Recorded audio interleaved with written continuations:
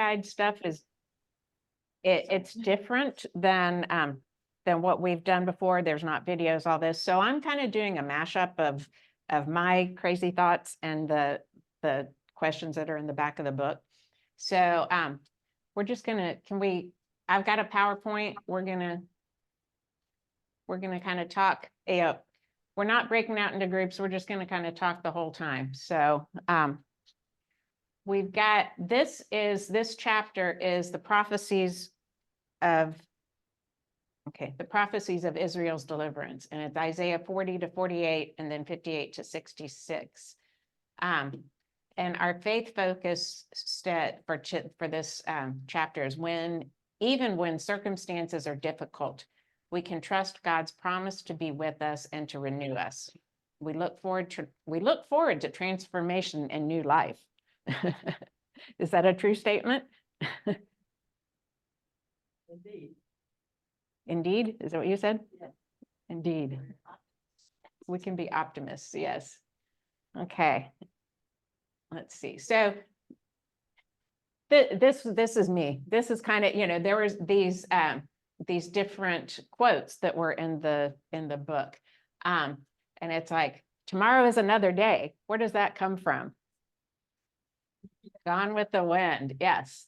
These others, it's like, okay, they're from somewhere, I suppose. Does anyone have any ideas? Things always get better if you just have faith. And you guys online too, that word, jump in whenever you think of anything. Any ideas? Guess the Bible? Okay, it is. It's Mark 9:23, kind of roughly. And that, I put some of these verses on the tables. It says, Jesus said to him, if you can do anything, all things are possible for the one who has faith. And he's talking to the Father who said, help my unbelief. So that's kind of, that idea is from there. All right, time heals all wounds.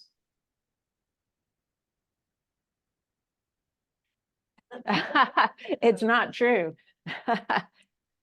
Yeah, I think maybe softens things.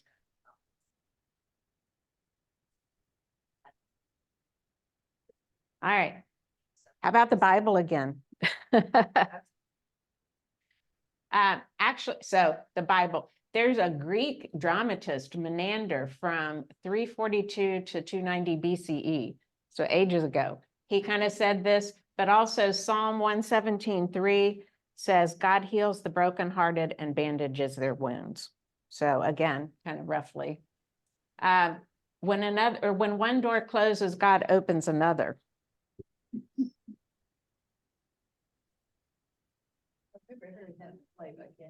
In a play? Okay. So this one is not the Bible.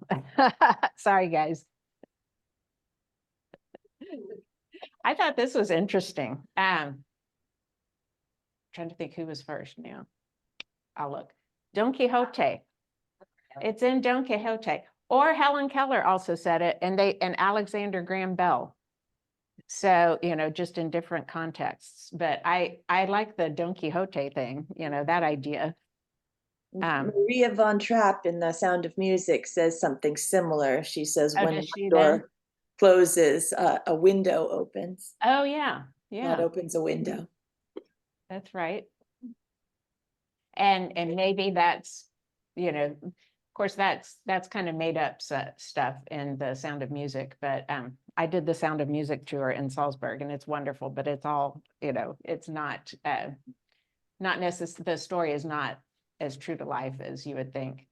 But yeah, the Helen Keller part was pretty interesting, especially, Andy talked about her, was it this past Sunday or the Sunday before? He was talking about her a little bit, but anyway, all right. Okay, I was going to open with a devotional that I read this morning for pilgrimage, and I will change the names to protect the innocent, but so I will put myself in there. but it's kind of, it spoke to me because it kind of talks about people in their messiness. And we talk about, we talked about that messy middle. I liked that in that, I think the last Bible study. And then we're talking about the Israelites too. And, and you just, anytime you read about the Israelites, it's a mess. So, yeah. So let's wake up this. Yeah. So this devotion is inspired by John Rodell, I guess. I've never heard of him before, but he's a comic and writer of Hey God, Hey John. And so, you could look him up if you want, www.john and then ROEDEL.com. So this person that wrote this is writing in his format. So it's, and again, I'll put my name in, Lori, or sorry, Sandra. Hey, God. Good morning, my dear Sandra. Sandra, God, I did it again. God, I know. I'm excited you made it to Fort Worth to spend time with your family and celebrate your granddaughter's birthday. Again, not me. Were you happy that Trent joined you too? Sandra, of course. The best part of my life is spending time with my family, but that is not what I'm talking about. I procrastinated again on my pilgrimage responsibilities. I was supposed to have my devotional completed 3 weeks ago. Help me out. Why do I always procrastinate? God, that's true. That was the deadline. And yes, you do procrastinate, Sandra. God, I am such a hot mess, which I don't use that term. But when I was a little girl, my mom said I lived life like a chicken with its head chopped off, running around and seemingly not accomplishing anything. God, yes, Sandra, you do live life chaotically, but that is you. Yes, on occasion, those around you do shake their heads and wonder how you get anything done. But I ask you, are you successful? Sandra, yes, I am. But God, it is so messy. God, is it messy to you? Sandra, no. As a matter of fact, I kind of like it. God, I know. I created you that way. Sandra, so God, what do I do with that? God, you may have read, I have given each of you a gift from my great variety of spiritual gifts. Use them well to serve one another. Sandra, I try, but sometimes it is so hard. God, don't worry about anything. Instead, pray about everything. Tell me what you need and give thanks for what I have done. Then you'll be at peace, which exceeds anything you can understand. My peace will guard your heart and mind as you live in my Son, Christ Jesus. Sandra, got it. But can you stay close through pilgrimage? God, always. So that's how we're starting. I love that, Sandra. Yeah, that was a great devotional. Mm-hmm. And I don't know this John Rodell person, but I think I might look into him. Okay. Ellen, did you know where all these came from?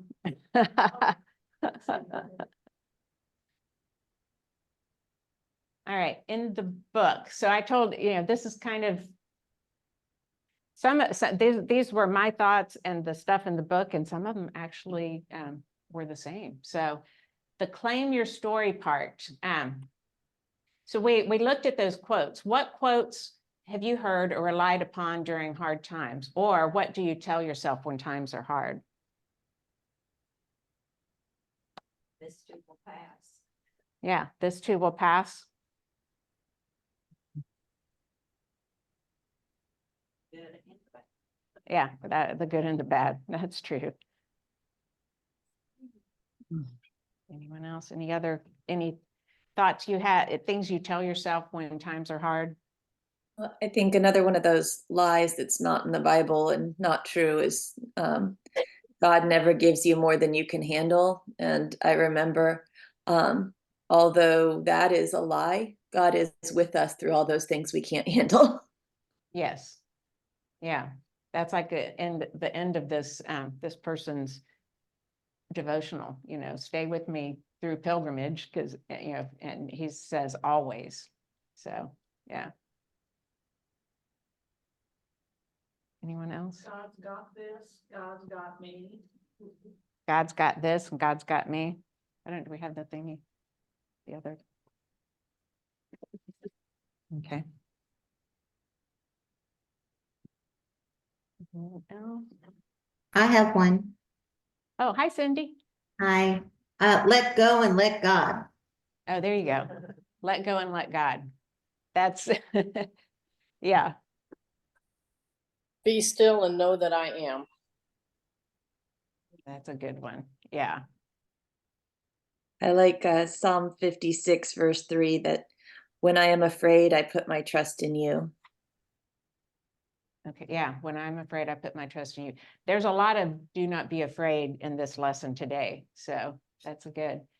I have another one, and that Okay. is hiding in God. Hiding in God. Like he is our refuge and strength. He's our refuge and we- strength. We're So with- hiding in him, like you know, under the under his wing. wings. Okay. Yeah.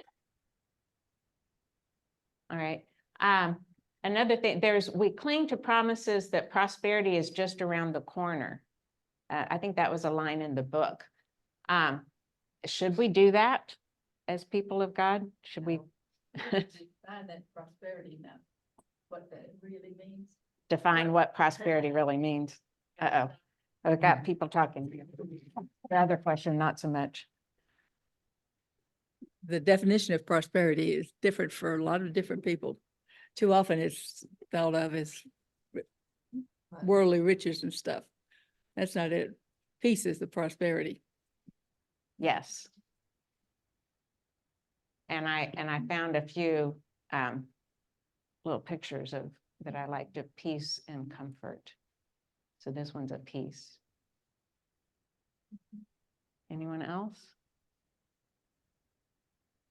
Yeah, I think when there's a book, there's the Prosperity Bible, and there was a book, the Prayer of Jabez. Yeah. When that came out, you know, at first it's like, it sounded pretty good. But then when you really get into it, it's like, my goodness, you know, all you want is worldly prosperity. So, yeah, I liked what you said, Barbara. But then there's the biblical perspective. We can trust God completely to turn to God in times of distress. So, and things like that, like in Isaiah 41:10, this is when a lot of our don't fear things. Don't fear because I am with you. Don't be afraid, for I am your God. I will strengthen you and I will surely help you. I will hold you with my righteous strong hand. And then 41:13, I am the Lord your God who grasps your strong hand, who says to you, don't fear, I will help you. Then 43:1-7, but now says the Lord, the one who created you, Jacob, the one who formed you, Israel, don't fear, for I have redeemed you. You think about that, God created Israel. I have called you by name, you are mine. When you pass through the waters, I will be with you. I know. When through the rivers, they won't sweep over you. When you walk through fire, you won't be scorched, and flame won't burn you. I am the Lord your God, the Holy One of Israel, your Savior. I have given Egypt as your ransom, Cush and Seba in your place. Because you are precious in my eyes, you are honored, and I love you. I give people in your place and nations in exchange for your life. Don't fear. I am with you. From the east, I'll bring your children. From the west, I'll gather you. I'll say to the north, give them back. To the south, don't detain them. Bring my sons from far away and my daughters from the ends of the earth. Everyone who is called by my name and who I created for my glory, whom I have formed and made. And then, yeah, 48:8. Don't tremble, have no fear. Didn't I proclaim it? Didn't I inform you long ago? You are my witnesses. Is there a God beside me? There is no other rock, I know of none. So those are, I like that better than the prosperity Bible kind of thing. All right, so the Enter the Bible Study part, these are affirmations of joy and peace. Renewal and redemption surge through times of suffering with a powerful note of hope. Just kind of a history of Isaiah chapters 1 through 39 are in the 8th century BCE with the Assyrian shadow looming. And Israel is crushed in 7. I love their descriptive verbs. 721 BCE. Then chapters 40 to 55 is written around 550 to 540 BCE. And Assyria is succeeded by Babylon, and Judah is swallowed up in 587 BCE. Cyrus of Persia is a rising power who eventually allows the Jews to go back home. And then chapters 56 to 66 is the rebuilding time around 450 BCE. Isaiah lived a long time. Yeah, yeah, I know. It's like I looked at these numbers and I didn't really check all of that. I mean, that was what was in the book, but it's like, wow, yeah, It's- Well, it's they, yeah, 3 different people. Isaiah's followers and, yeah. okay. And so in the book, that kind of talked about this first part being like the first Isaiah, and this second part being the second Isaiah, and this being the third Isaiah. So the second Isaiah was written about 550 to 540 BCE. Yeah, this is, again, these are, I mashed these together. These chapters are, yeah, meant to rouse the people to a new hope. Because the people stopped believing in God or doubted God can make any difference in the world. What do y'all think about that? Yeah, sounds familiar? Oppressed people have a problem with hope. Oh, yeah, Hope is something that's hard to come by when you're oppressed by another person, right. you know. And hope is kind of like seeing your shadow at night. Very faint. Okay. Seeing your shadow at night. It's very faint. Okay, I like that idea. Well, you know, there's always moonlight or starlight unless it's overcast. Yeah. Yeah, the moonlight and starlight don't do as much as the sun. Okay. Yeah, are we there now? I feel like there's a lot of that. I think a lot of people, I think a lot of young people don't think God makes any difference in the world. Maybe old people too, I don't know.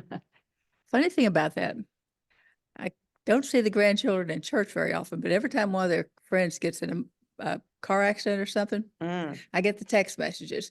Put so-and-so on the prayer list, Mom. yeah. Well, good. You know, so they are thinking that way a little bit. They may claim to be agnostic, but they're not. Yeah.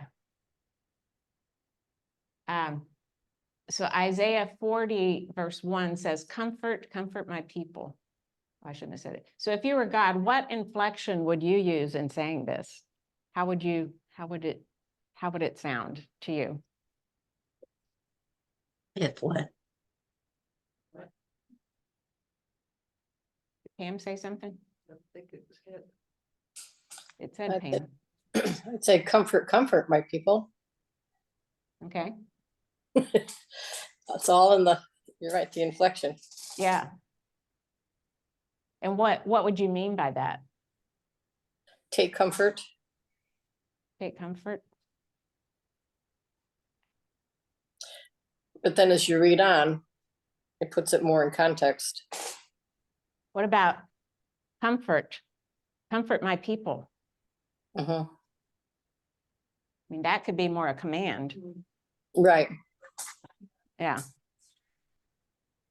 Or Or- comfort my people. yeah, That's- yeah. Even more so, even more of a command. But it also could be, you know, like in music, continue to comfort my people. So it could just be repeating that comfort word, just for the emphasis to the people. Mm-hmm. Any other thoughts there? All right, so comfort to theologians is God and the Holy Spirit. I like this. To advertisers, it lures buyers from anything from shoes to mattresses. To the people then, it was something good from God and was the new way of life. And there are shepherd verbs: to feed, to gather, to carry, and to lead. So what stories of God in your life make you think of these kind of verbs?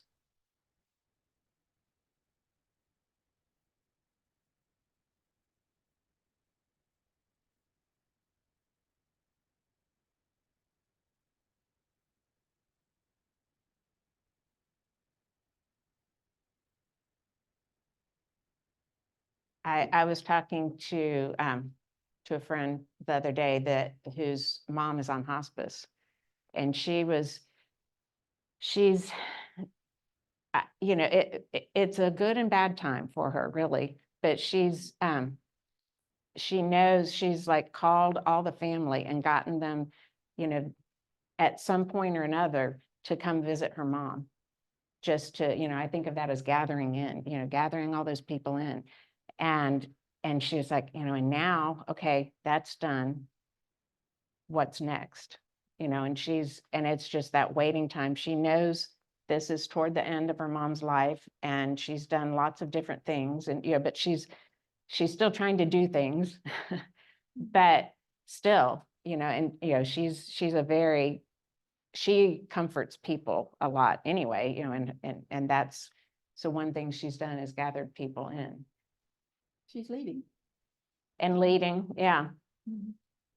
Leading the family into saying goodbye.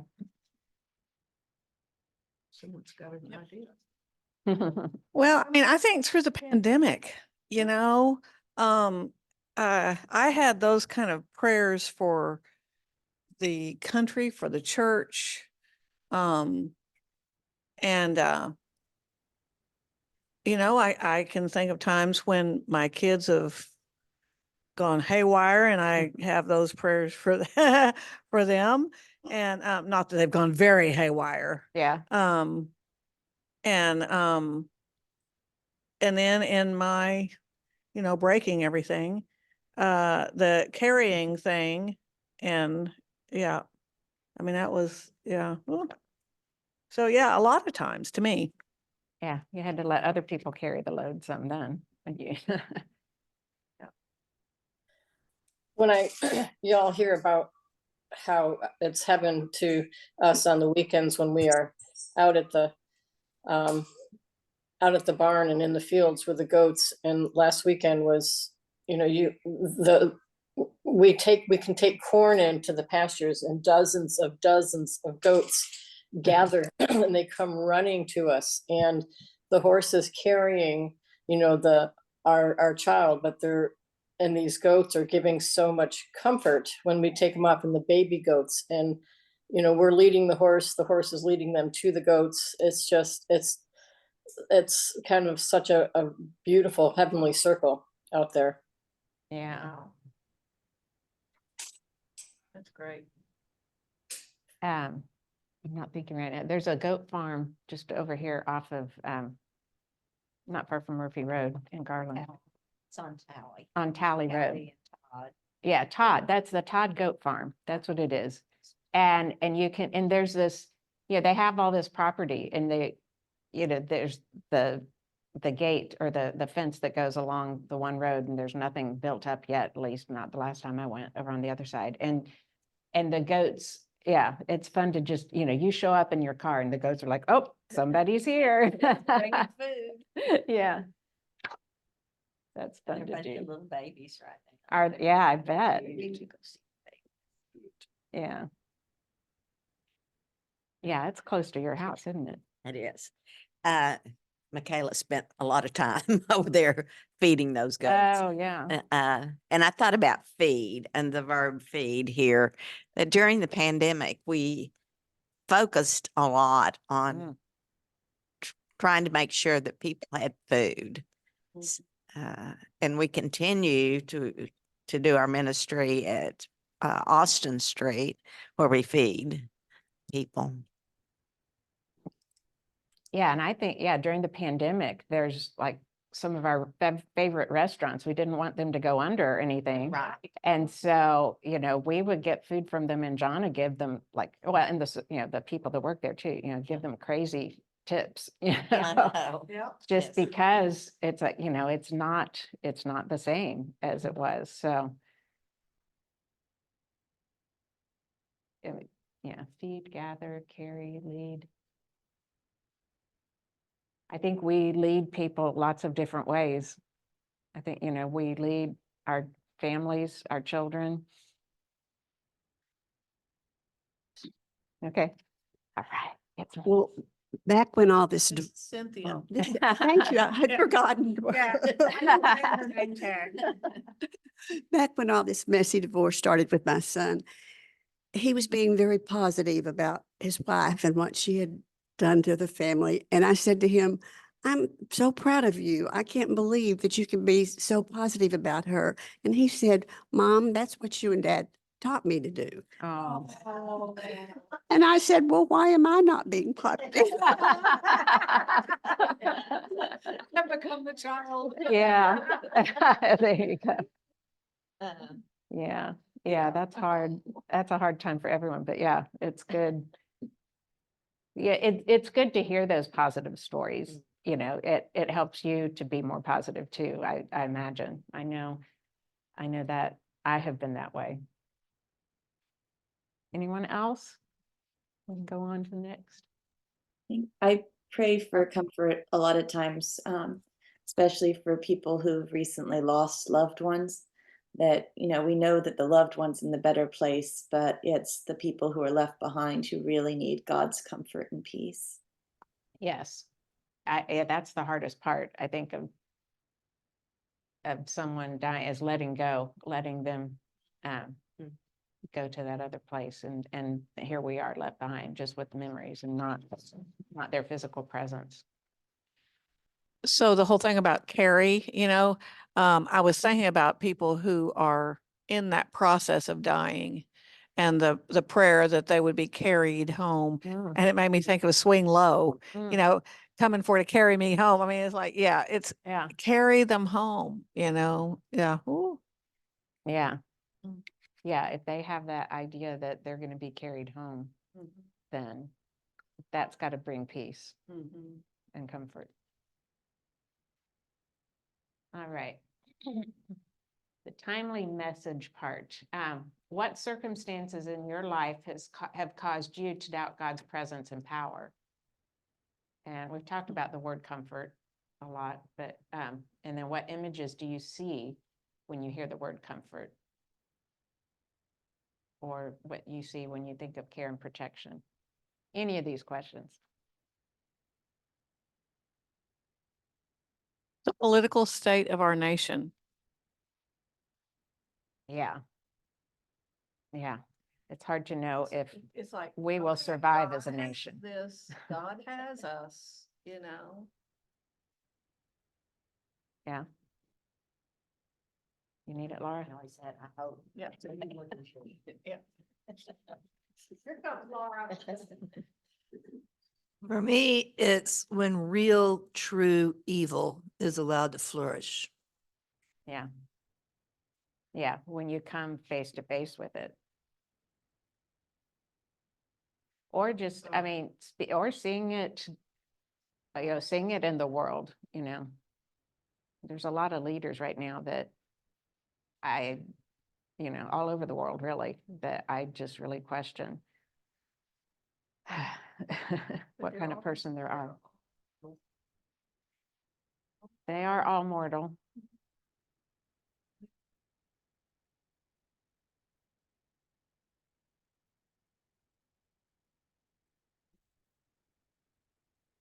Yeah. do you doubt God's power? Just Forget look- it sometimes, like with a global or national scale. Like, God really does, is bigger than all. Yeah, I don't doubt God's power. Sometimes I don't understand why God doesn't use it. yeah, right? Yeah, and Ellen said sometimes we forget God's power, that he is in control of all this. But to your point, it's like, all right, we're waiting, we want to see it.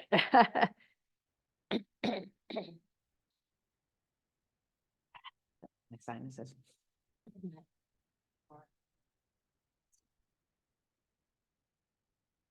This is Karen.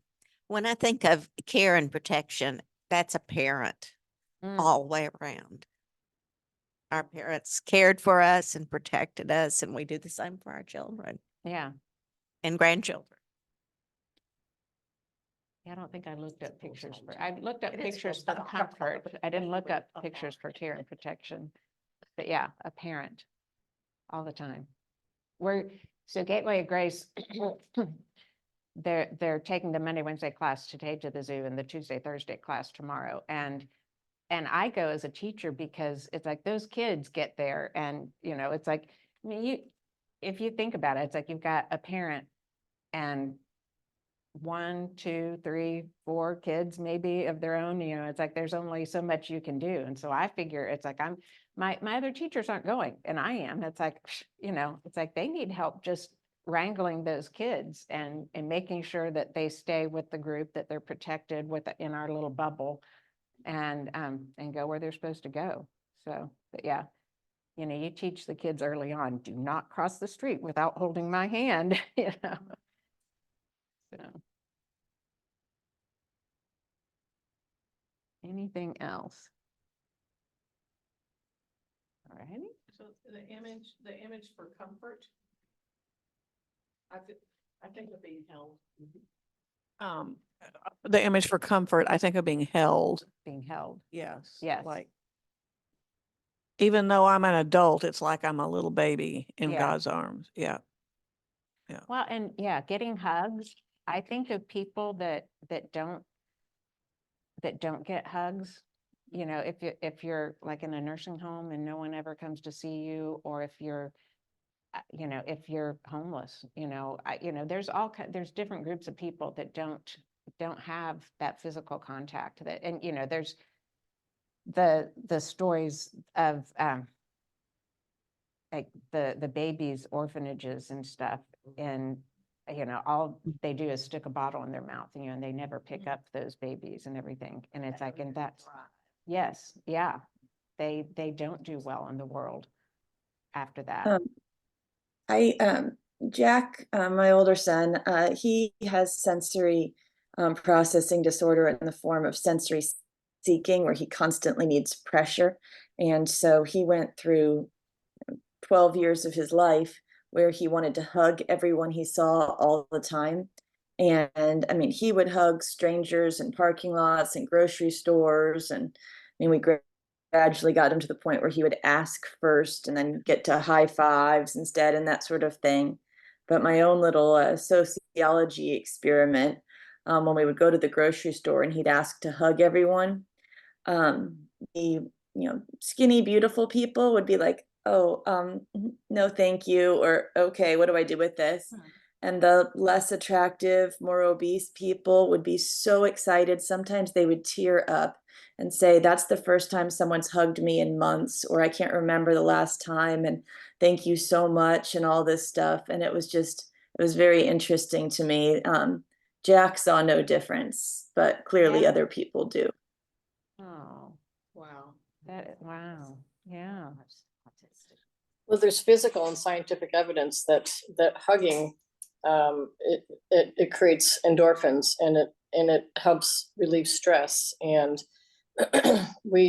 our kids with autism, that many times people don't want to get near them because they're scary and they hit and they bite and they pinch. And so when when we see that happen, you know, where they're on the horse and they're starting to rock, I say, you're telling me you need deep pressure.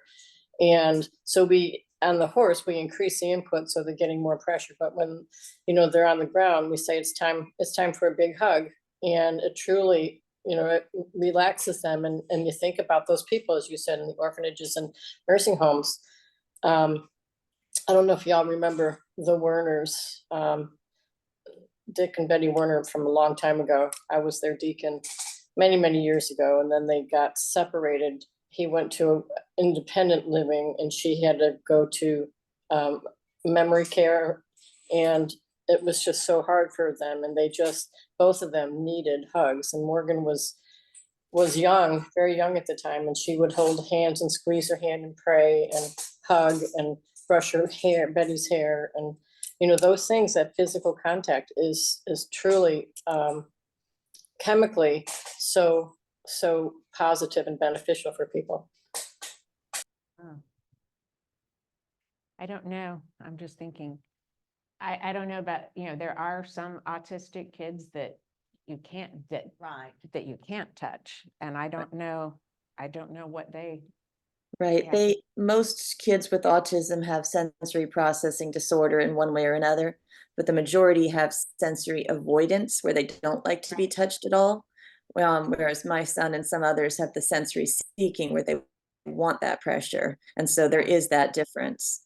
And it, you know, it depends on the situation also in terms of when my son got to the point where the other kids in his class, particularly the other boys, did not want to be hugged by him. That was when he would take to tackling them and hurt it, and you know, Oh. still getting that physical pressure, but in a not acceptable way. Right. But when he comes to work with me, since I work with older adults and with dementia, and he wants to hug all of them, all of them have always really welcomed that and appreciated that. And then when I bring my other son, Timmy, who is not a hugger, and they say, "Oh, can I have a hug?" And he says, "No." Why? Yeah. Different kids. Yeah, yeah. Oh, wow. Okay. Half of them think Jack's their grandson when he comes, so that's always nice too. Well, yeah. Yeah, they don't necessarily know who's who. All right. In that second part, let the journey begin, Isaiah 42, they call it a second better Exodus. They're going back to, you know, from, I guess Babylon, Assyria, Babylon at that point, and then going back into Jerusalem. So it says the penalty is paid. And I was thinking, you know, like in sports, you know, that time starts again for the team and the players. And the people are able to confess, admit their need of forgiveness, and therefore receive forgiveness. Then in Isaiah 43-5, there's the image of the highway in the desert to lead them back home. And in Isaiah 40:31, there's the image of flying on wings like eagles. So at the core, God is Lord of creation and Lord of history. There's a promise of safety in the journey and from future enemies, which I thought was interesting. And Cyrus, what a guy, you know, believed that a stronger nation, free to worship its own gods and justly governed, would be a more stable part of the empire over the long haul. And these were just kind of my notes. What does this make you think? It's like redemption. Redemption? I thought it was. I thought it was interesting that they said that Cyrus was the only king leader who was mentioned so positively in the whole Bible. Yeah. Mhm. The only It leader. makes me think of our founding fathers and how that was a lot of how the Europeans came to America because they were so oppressed and not allowed to practice their own religion beliefs over in Europe, and America became a place where everyone could practice their own beliefs and thoughts. And so paralleling Cyrus with the beginning ideals of America. Yeah. Yeah, we still think what we want to think, right?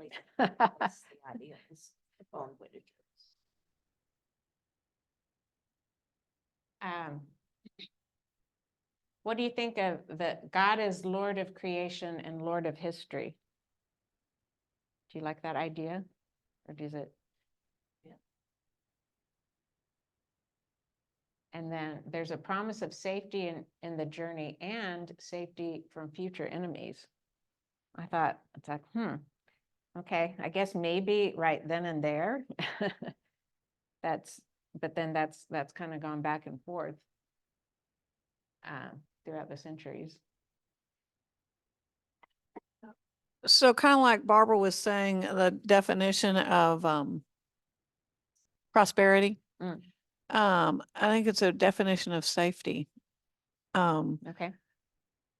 Because like one of our enemies that we see all the time is cancer.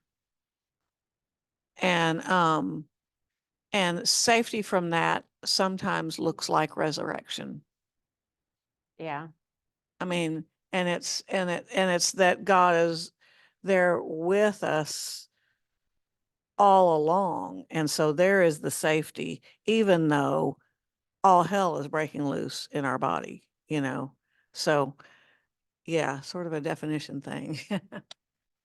I had a pastor, my Bible study asked once, how are we supposed to pray when there's someone on hospice or they've been diagnosed with stage 4 cancer or something like that, and there's not a lot of hope for healing? And she said, always pray for healing. God will decide if it's on earth or in his kingdom. Hmm. And I thought that was really neat. That really stuck with me. Yeah. And I think that brings comfort. I mean, there's so hope and comfort there are kind of intertwined. It's like, maybe just some hope that things will be good in the end, whether it's here or on heaven. But comfort in that.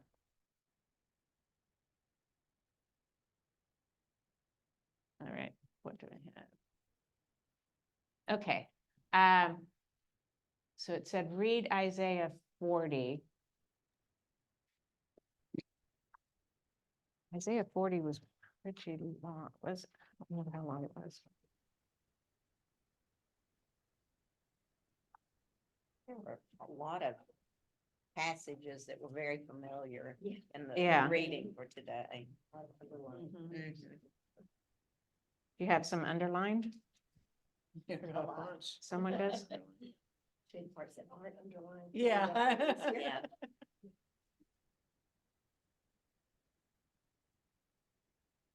Yeah, this is the part that starts with comfort my people. No. The choir. Yeah. I looked at the hymn. When we have the prophecy of Jesus, of John the Baptist, a voice of one calling in the wilderness, prepare the way for the Lord. Make straight in the desert a highway for our God.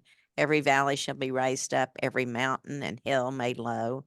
The rough ground shall become level, the rugged places a plain. And the glory of the Lord will be revealed, and all people will see it together. For the mouth of the Lord has spoken. Yeah, there we go. We got singing still. Yeah. Oh, I'm talking to my phone, huh? And that one, I don't know, was it in here, another Bible study? That could be for them now that the road is there for them to follow to get to Jerusalem, or John the Baptist. I think that was one of the things in here. I get my Bible studies mixed up. Yeah, another voice was saying, call out, and another, what should I call out? All flesh is grass and all its loyalty is like flowers of the field. It's like, it's a beautiful picture. Go up on a high mountain. Ellen singing again. Raise your voice and shout, messenger Jerusalem. Raise it, don't be afraid. I've got a different version I found that I like. Like a shepherd, God will tend the flock. He will gather lambs in his arms and lift them onto his lap. Then we've got starting verse 12, the heading says, the incomparable God. So who has measured the waters in the palm of a hand, or gauged the heavens with a ruler, or scooped the earth's dust up in a measuring cup, or weighed the mountains on a scale and the hills in a balance? Who directed the Lord's spirit and acted as God's advisor? Whom did he consult for enlightenment? Who taught him the path of justice and knowledge and explained to him the way of understanding?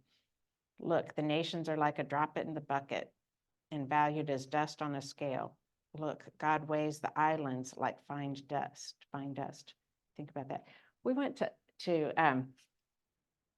Iceland, and it just kind of threw me that they call that an island, because it's so big, really. You know, I mean, it's just, but yeah, it is an island. It's just like, okay. Just don't think of an island as being, You think of Gilligan's Isle. yeah, there you go. No palm trees there. Yeah. Australia, That's big. I don't know, it's a continent though. Yeah. They now call the continent Oceania, which includes Australia and all the islands of the South yeah. Pacific. But Oh, yeah. yes, when we were growing up, they called Australia a continent, a country, and an island. So Yeah. 3 mints in one. Yeah, But lots and lots of island nations out there. right. So to whom will you equate God, and to what likeness will you compare him? An idol? A craftsman pours it, a metal worker covers it with gold and fashions silver chains. The one who sets up an image chooses wood that won't rot, and then seeks a skilled artisan to set up an idol that won't move. But don't you know? Haven't you heard? Isn't that a song also? Wasn't it pronounced to you from the beginning? Haven't you understood since the earth was founded? God inhabits the earth's horizons. Its inhabitants are like locusts, stretched out the skies like a curtain and spreads it out like a tent for dwelling. God makes dignitaries useless and the earth's judges into nothing. Scarcely are they planted, scarcely sown. Scarcely is their shoot rooted in the earth. That kind of makes you think of something, huh? When God breathes on them and they dry up, the windstorm carries them off like straw. So to whom will you compare me, and who is my equal, says the Holy One. That was the incomparable God. Power for the weary is the last part for me. So this is, yeah, look up at the sky and consider who created these. We've got another song, I think. The one who brings out their attendants one by one, summoning each of them by name. Because of God's great strength and mighty power, not one is missing. Why do you say, Jacob, and declare, Israel, my way is hidden from the Lord, and my God ignores my predicament? Don't you know? Haven't you heard? The Lord is the everlasting God, the creator of the ends of the earth. He doesn't grow tired or weary. His understanding is beyond human reach, giving power to the tired and reviving the exhausted. Youths will become tired and weary. Young men will certainly stumble, but those who hope in the Lord will renew their strength. They will fly up on wings like eagles. They will run and not be tired. They will walk and not be weary. Do a lot of these verses, we know these, Yeah. don't we? You know, we don't know that we know these necessarily, but you know, Isaiah chapter 40, wow. That happened. Sorry, my Bible's talking to me. Might be God. God, let's go with that. Oops, it's still talking. I might turn it off. Okay. So what do these verses, does it say to you about God's care for humans, human beings? Or his presence and power?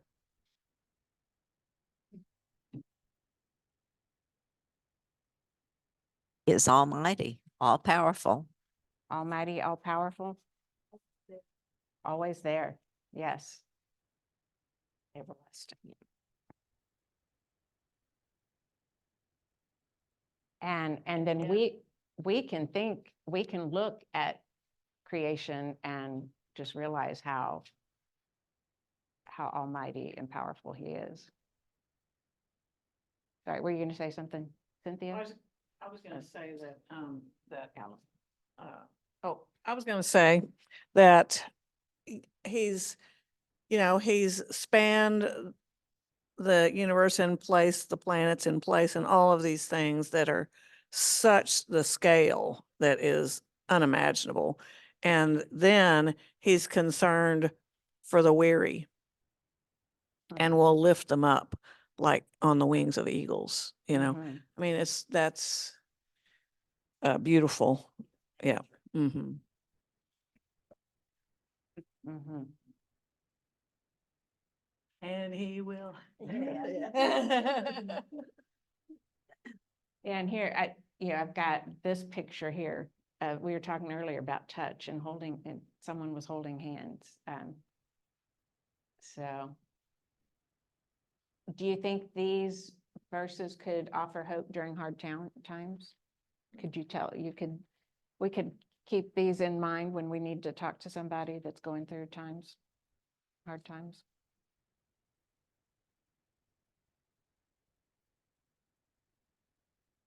All right.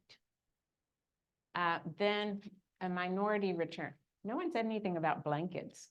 I think of, you were talking about being held, but blankets and quilts and everything, that I liked this one. So a minority return, but it's not easy. Those left behind were the poorest of the people, and some stayed in Babylon because they had successful businesses there and they were tolerated fairly well. It's like, yeah, why should I leave, right? It's gonna be hard in a new place. Yeah, I'm sitting here just fine. So, and then other people groups had moved into the Jewish lands and didn't want the Jews returning. Then Cyrus died and new rulers weren't as flexible. So all of this happening, and these people, this is what they're stepping into and have to deal with. Well, the whole prayer shawl ministry is around blankets offering comfort, right? That's true. And Yeah. I know when we stayed at the Ronald McDonald House, when Jack was hospitalized at Johns Hopkins, every single family that came in got a handmade blanket, whether you needed it or not. It was made specifically for that family to offer comfort. Yeah. Well, and unless you've gotten one of those prayer shawls, we put a note in there that says, these shawls were prayed over while they were being knitted or crocheted, whatever. And that it's a gift from us to you, no matter who it is. I took one to my aunt when she had the glioblastoma and died at age 67. So, it's just, she does not go to church. So, but it's like, this is what I'm giving you, and this is what we say. And so, it's you can give them to anyone, and usually people are very gracious. So, okay, we'll see. Yeah, I don't know how this will work with the online. So if one of our table is, maybe y'all can just listen in and you can pipe in, you can choose whichever side you want to be on.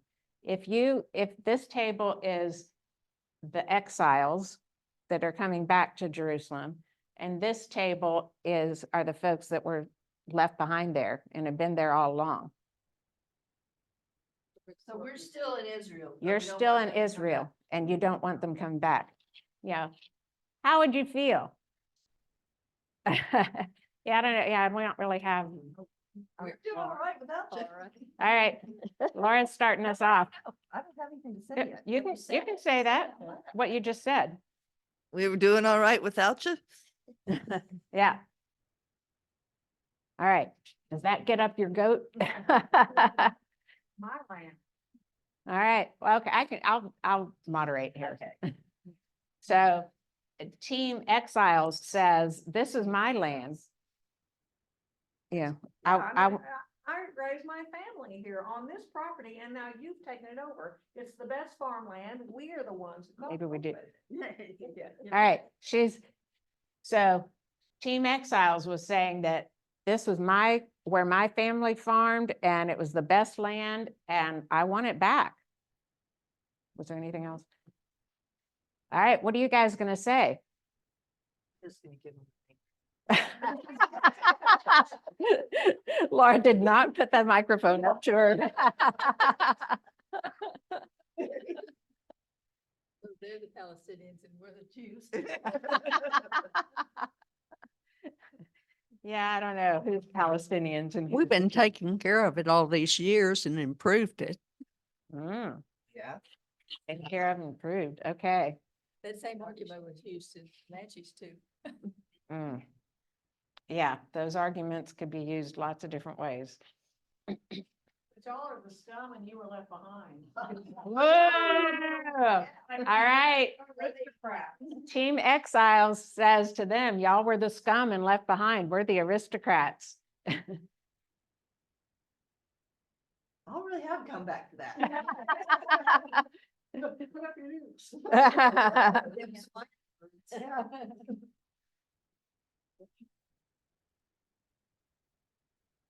Anyone else?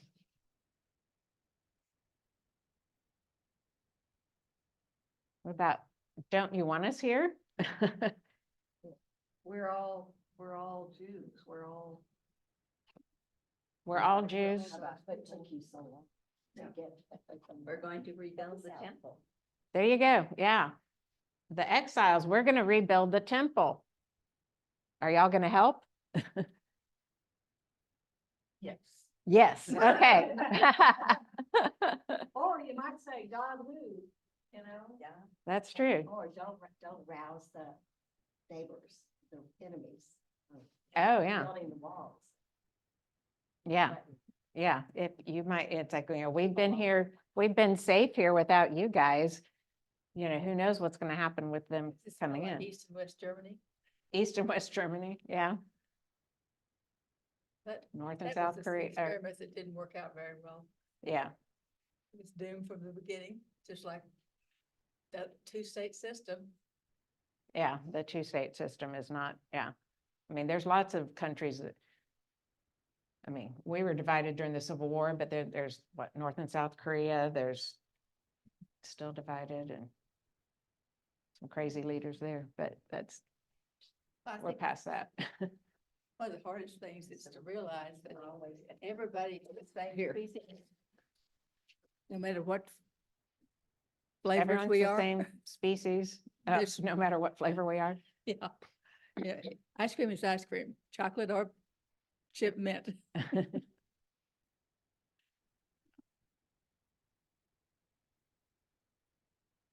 All right. And I wonder about the people, about you guys. Like, have you even been faithful? We had Uh-huh. prophets that were keeping us in line. All right, so the exiles are wondering about the left behind folks. Were you even faithful? Because it's like we had prophets keeping us in line. Y'all didn't have anybody. What do you think that what do you, it doesn't I say think- much about what I think the guys The- that left behind kept on working. they kept on working. Well, they had to. No choice. Right. And a lot, a lot of things were destroyed too. I mean, the temple was, and it's not going to just be the temple, there's going to be lots of surrounding things that were destroyed. It was just the temple is mentioned because it was very important to them.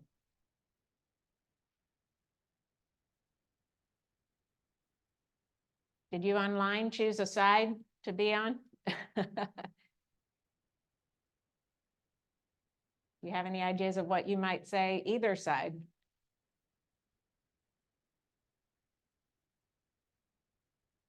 We had fun in the room. Did they hear us? Can they even hear us? Yeah, they said we had fun in the room. Yeah, we can hear you. Wait, oh, you can't hear them? Okay. They can hear you, Ellen.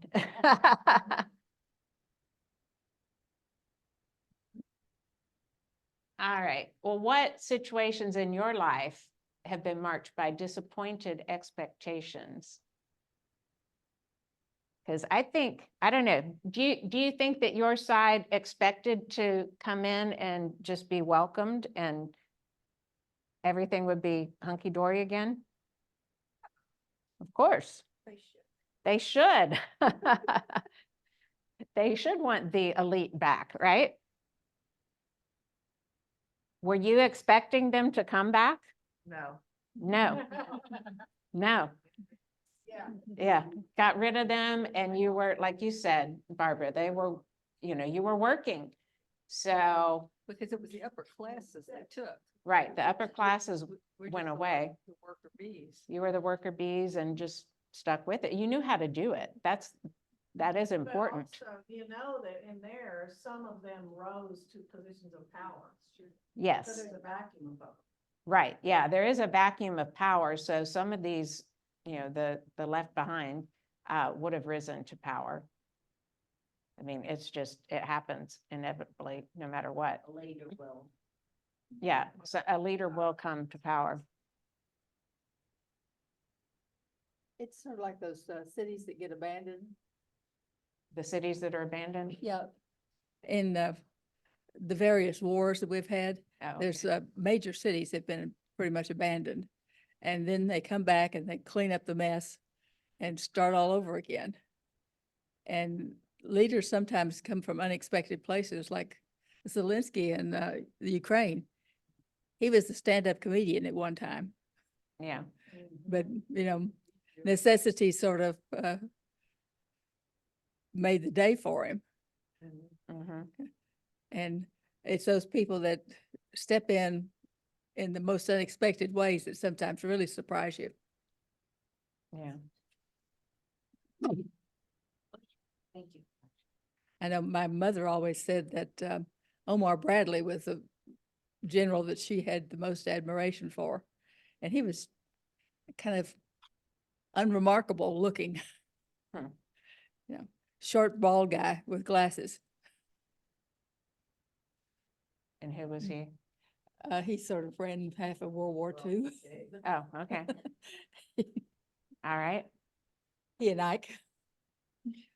Yeah, I know of Ike, but Omar Bradley, He was a real big deal yeah. back in the day. All right, what else do we have? So the third Isaiah part, it's the worth waiting for part. The beginning of it, they talk about Isaiah 65, which is what kind of the book's focus were problems, but then 17 to 25 was a vision of ultimate restoration leading to joy and peace. But then in Isaiah 65:17, it's talking about get out of your tradition and ritualistic ruts. You you people who are saying, well, we had the prophets, what were you doing? So but it says this brings gladness and eternal rejoicing. So in other words, change gets you to reconciliation and to good things. What do y'all think of that? And then I found a teapot here. That was my comfort and peace.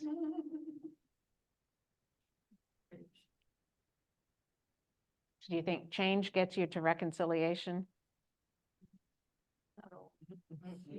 Not always. But if there's going to be reconciliation, there's probably some change. That's true. Yeah. So the other way around for sure. Be some give and take. Yeah, reconciliation requires change. Yeah. Reconciliation requires change and there's give and take. Have to be compromises between. We need compromises between Team Babylon and Team, forget what I saw it said, exiles, Yeah. yeah. There needs to be compromise, yeah. And they must have done that, I guess. I mean, well, yeah, but yeah, it is messy. Yeah, they're not doing it very well right now, but what we brought up. Mhm. All right, home at last. So what do you think about God's ongoing work of creation in our world? And what is hopeful to you? What challenges you? About, I don't know, world images. I'm trying to think of what my questions were. How do they address circumstances in our world today?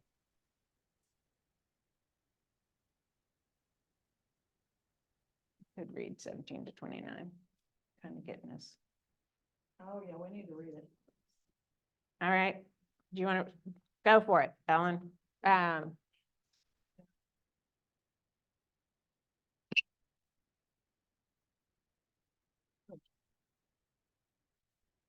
For I'm about to create new heavens and a new earth. The former things will not be remembered or come to mind, but be glad and rejoice forever in what I am creating.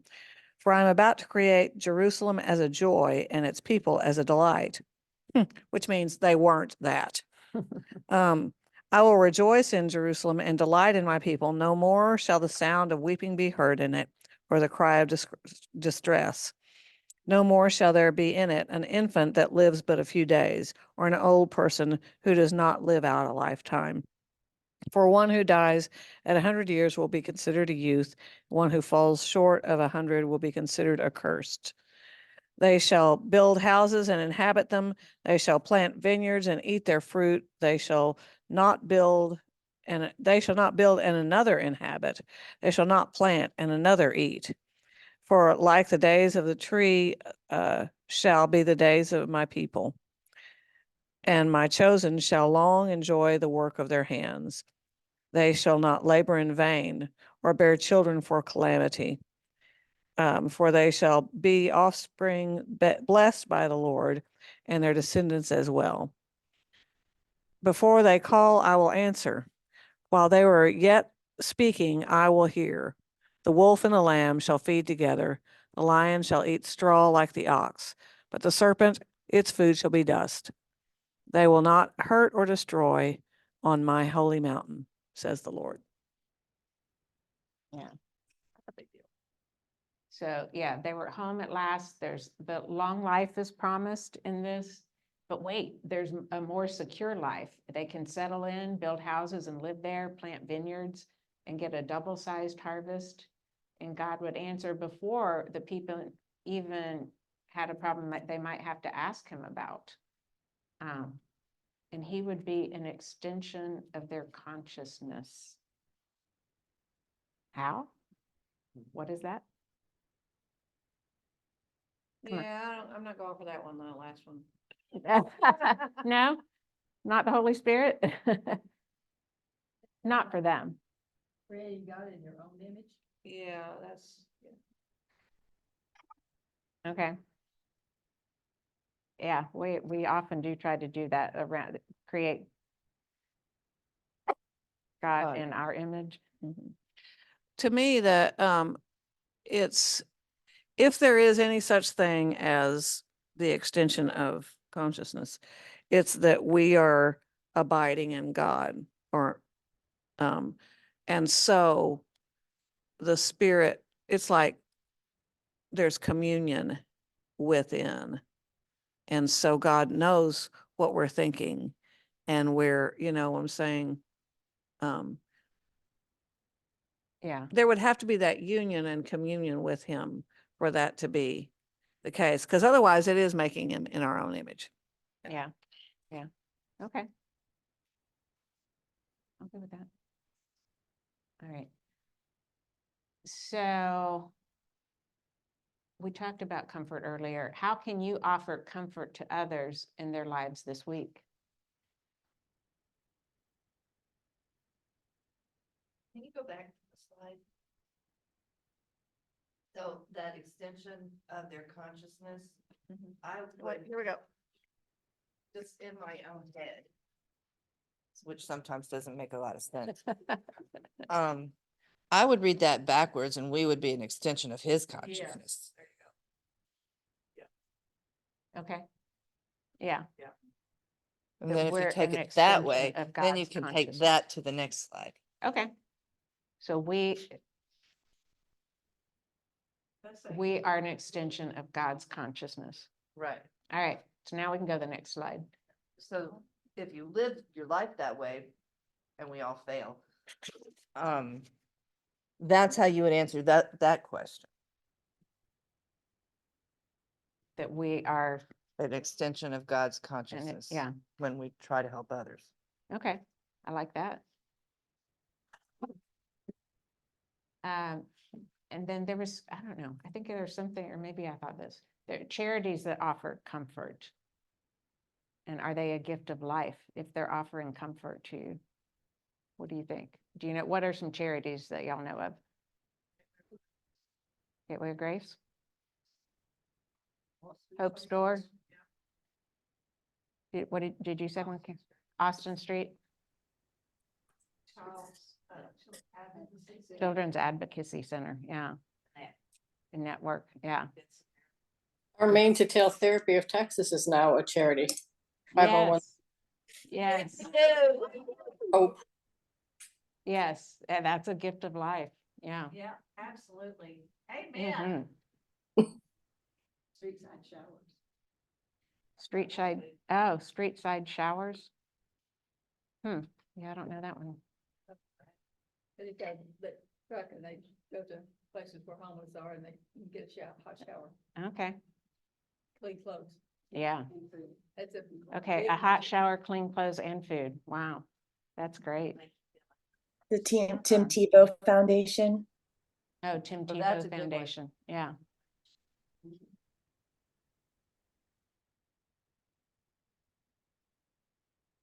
Yeah, I did Randa Nelson and I can't think of, Marianne Reeder and I did a Bible study down at one point down at Austin Street with the ladies. And that, you know, it's funny, like the beginning of the month, they might get disability checks or something. So it's like people weren't there because they would go to probably like a motel, not a hotel, you know, and get a shower and a room to themselves and a TV, you know, they could do whatever they wanted for a day or two. And, you know, that was, that disability check then was, yeah, it was a lifesaver for them. All right, we saw the phrase, do not be afraid so many times. So how would you complete this sentence to yourself? Do not be afraid to or of, really. Anyone, any ideas? Anything you want to say? Not be afraid of November. Do not be afraid of November. Yeah, Oh.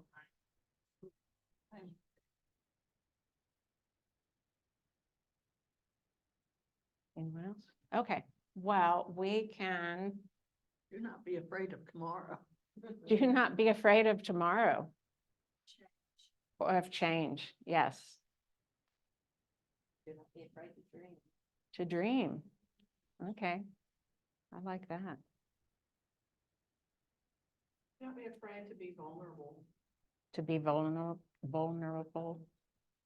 Yeah, that's hard.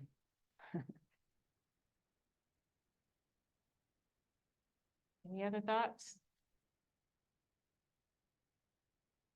Okay, let's do joys and concerns.